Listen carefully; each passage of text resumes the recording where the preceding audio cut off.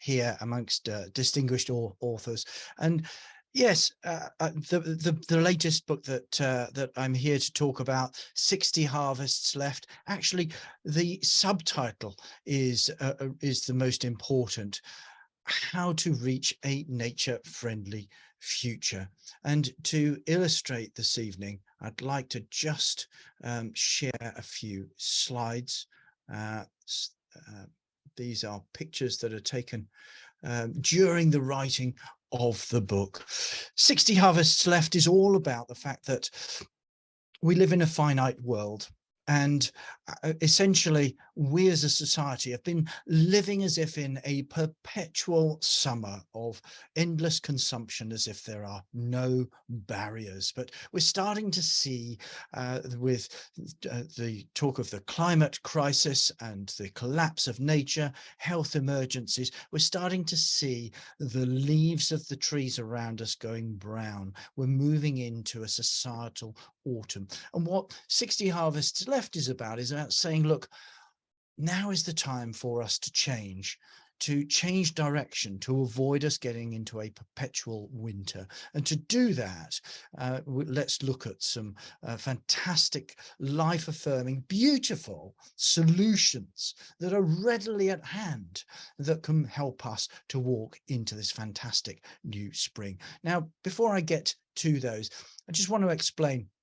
The picture that you're looking at is a picture of the farm on which I live. I live on a farm hamlet in West Sussex. It's not my farm. We have all of the view and none of the work. But I have a writing companion, and here he is, Duke, our rescue dog.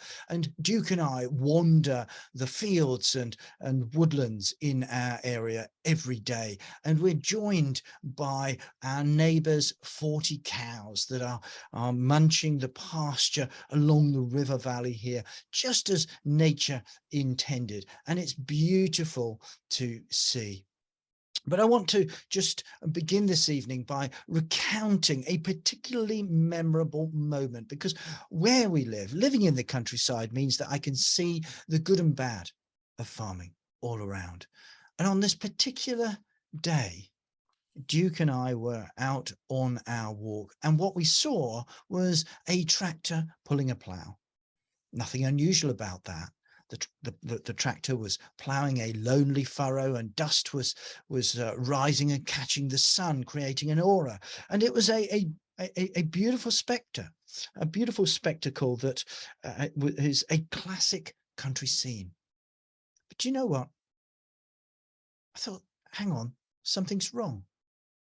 And when I looked, I could see that there was something missing. There were no birds following the plough. The plough went straight over our footpath, which meant I could get a bird's eye view of the soil as it was turned upside down. And I looked and stared at that soil just after the plough had been. And do you know what I saw? Nothing. Not a single worm or beetle or other bug trying to bustle back into their burrow. Their world just turned upside down. The soil had become sand. It was like walking on the moon. That field was being used to grow maize, so corn, which is a common animal feed. And it was being grown using chemical pesticides and fertilizers. And so the fertility had dissipated, had just disappeared.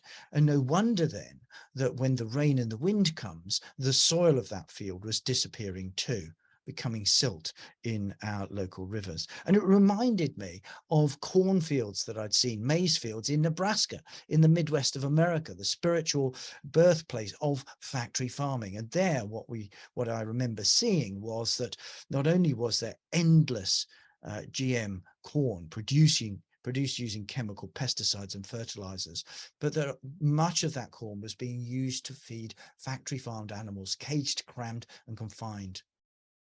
I remember seeing a Nebraskan feedlot where hundreds of cows were standing in dusty paddocks, not a blade of grass in sight. And I remember thinking, these feedlots, because so many animals, must be really noisy. But it was eerily quiet. The only thing that broke the silence was the odd cough or wail from unhealthy animals. And they stood in the intense Nebraskan summer sun without any shade. No wonder then that they were jostling, trying to lie down into each other's shadow. Factory farming has become big business, not just in the US, but across the world. And here in the UK, despite government intentions to the better, we have seen factory farming continuing to spread. Since over the last 5 years, the number of mega farms, US scale mega farms, have increased by 1/3. We now have more than 1,000 US style mega farms where pigs, chickens, cows and other animals are kept in confinement, fed on grain that is produced using these industrial methods that drive out wildlife. Here is a picture of a US feedlot. So this just gives you an idea of scale, 100,000 cows standing in one spot.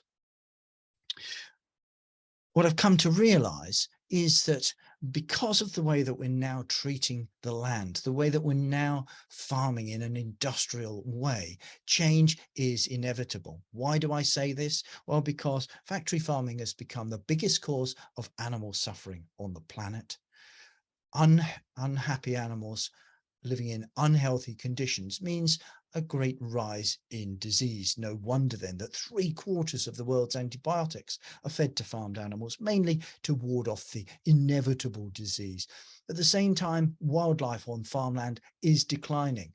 If you've got large fields, big fields that are soaked in chemicals, artificial fertilizers, no habitat, the wildlife disappears. And the UN warns that if we carry on farming as we are, then we could have just 60 harvests left in the world's soils. What that means is within 60 years, there could be no soil and therefore no food. Game over.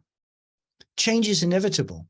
But what does change look like? And here is where we look at spring, what the spring for our society could look like. And the first way that we can reverse the declines is through regenerating the countryside. And what this means is bring farmed animals back out of those factory farms in fewer numbers and have them moving around the farm in mixed rotational systems where they're able to fertilize the soil naturally, where you don't need the chemical pesticides and fertilizers. The other aspect is let's rethink protein. At the moment, as a global society, we're eating too much meat and dairy from animal sources. So what I would suggest is that we can all seize the power of our plate by eating more plants and less and better meat and milk. And what I mean by that, what I mean by better, is animal sourced foods that come from animals that are given a decent life on regenerative, nature-friendly farms, looking for pasture-fed, free-range or organic. These are labels to aspire to.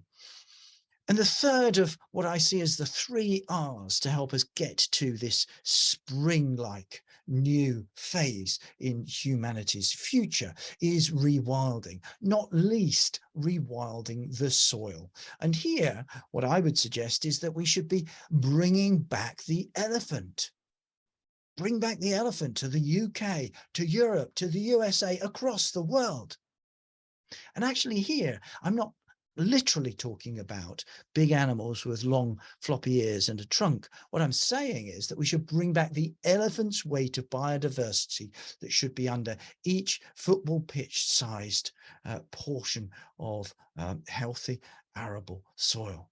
Each football pitch patch of soil should have 4 million worms, 13,000 species, rich biodiversity that we bring back by bringing animals back to the land, far fewer of them, in balance, in a nature-friendly farming system. And this way we can move forward to a new dawn for agriculture, for farming in this country.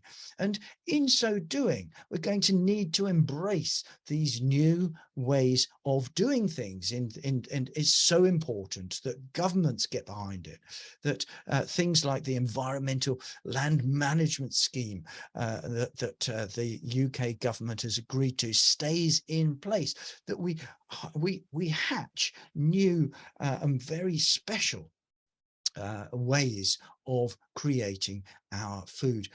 It won't always be easy. Sometimes it'll be a little bit gawky, a little bit difficult. But if we persist, then what we will see is a return to nature in all of its splendor, not just in the UK, but across the world. And here, Rosie, if I may, I'd like to show you just a 2-minute film to conclude.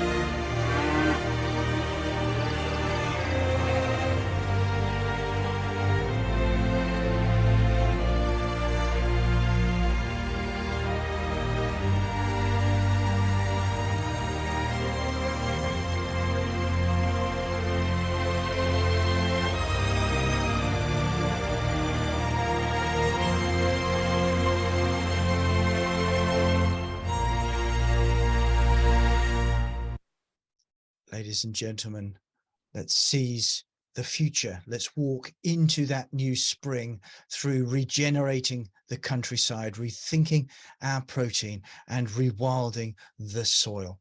In this way, we can create a better world for animals, people, and the planet, and save the future for our children. Thank you so much.